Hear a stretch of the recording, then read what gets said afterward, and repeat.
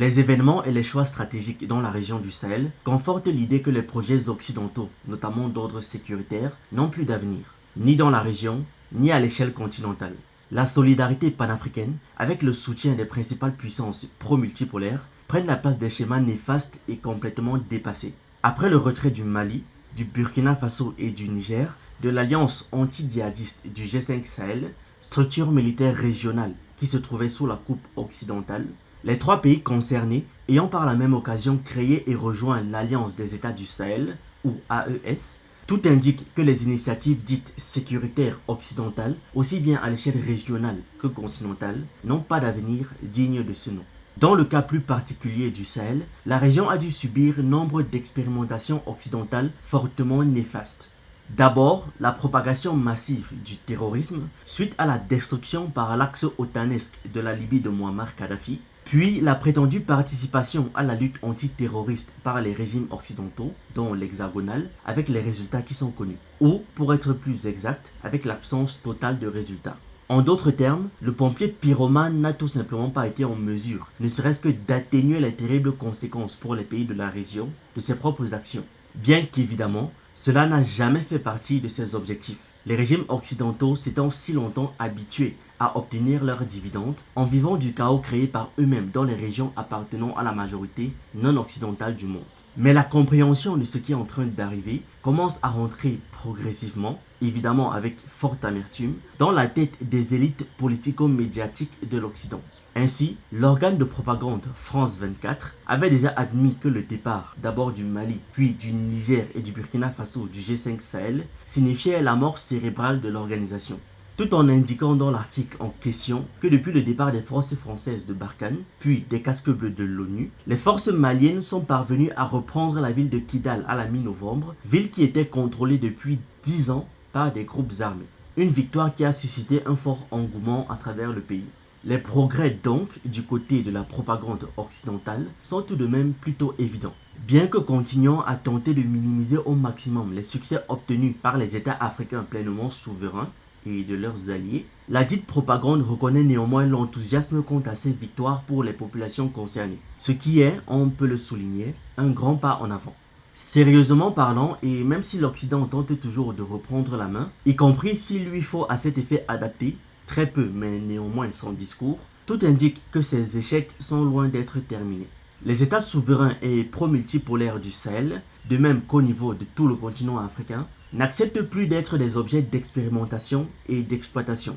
Les pays concernés, de même que l'Afrique dans son ensemble, ont tout pour être des acteurs importants dans le cadre de l'ordre mondial contemporain.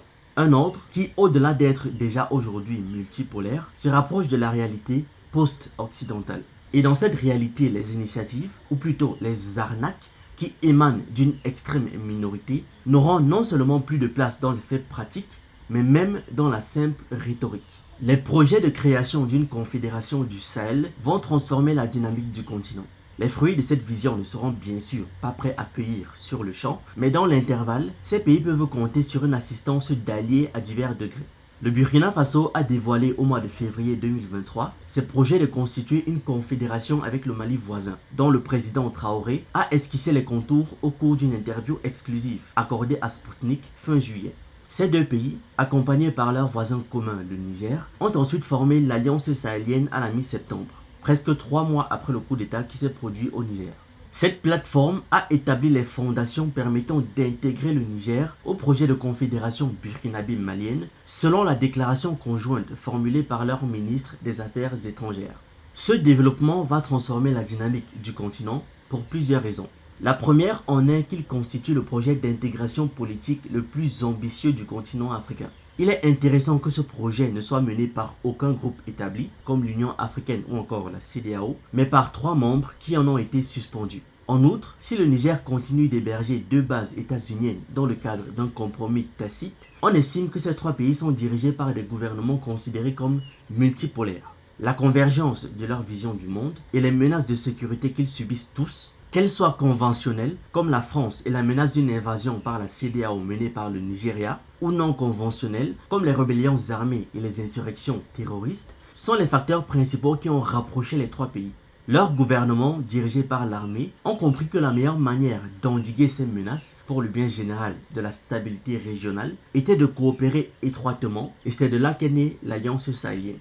Après avoir établi un bon niveau de confiance au travers de ces moyens de sécurité partagés, ils ont décidé de porter leur niveau de coopération au niveau supérieur, en invitant le Niger à rejoindre le projet de confédération burkinabé-malien, chose qui apparaît comme sensée puisque les trois pays partagent également des intérêts économiques. Tous trois sont d'anciennes colonies françaises qui s'étaient jusqu'à présent fait exploiter implacablement par Paris avant leur révolution multipolaire pilotée par l'armée, qui ont conduit à une révolution idéologique au sein de leur société. La population est à présent nettement mieux informée de la nature structurelle des problèmes et soutient de ce fait les actions menées par les gouvernements en vue d'intégrer d'une manière plus complète leurs initiatives. Les trois pays disposent de ressources de matières premières impressionnantes et d'un énorme potentiel agricole qui pourrait être exploité au plus grand bénéfice de ces peuples si ces projets sont correctement gérés et si les retombées économiques sont partagées de manière équitable. C'est précisément ce qu'ils veulent accomplir et c'est pour cela qu'ils œuvrent à placer leurs ressources sous une structure administrative unique pour en optimiser la gestion, surtout vis-à-vis de la création d'un espace douanier unifié qui va protéger leurs économies et améliorer leur compétitivité. Les liens entretenus par le Niger avec la Russie vont sans doute rester limités au vu du maintien de l'occupation militaire états-unienne du pays, mais les liens entre d'une part le Burkina Faso et le Mali et d'autre part la Russie se sont développés au cours de l'année écoulée et comprennent des dimensions militaires, agricoles, minières, etc. Ce soutien étendu va contribuer à assurer pour cette partie de la Confédération la sécurité physique, alimentaire et financière des peuples et donc donner de bonnes chances au projet d'intégration de réussir.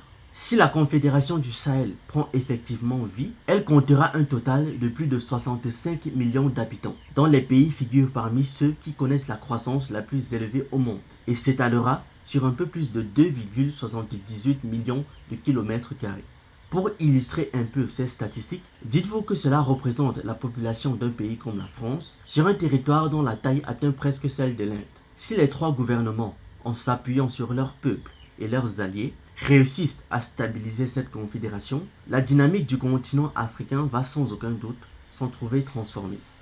Pour les nouveaux sur la chaîne, ici on parle de culture africaine, d'actualité, d'histoire et on s'édifie sur un ensemble de choses qui nous permettent d'anticiper et d'être prêts à toute éventualité. Sur nos autres chaînes YouTube, vous trouverez d'autres contenus tout aussi intéressants. Sur Ekima, on parle de sciences humaines et de business et sur Asani, on parle de jeux vidéo et de divertissement. Les liens sont en description.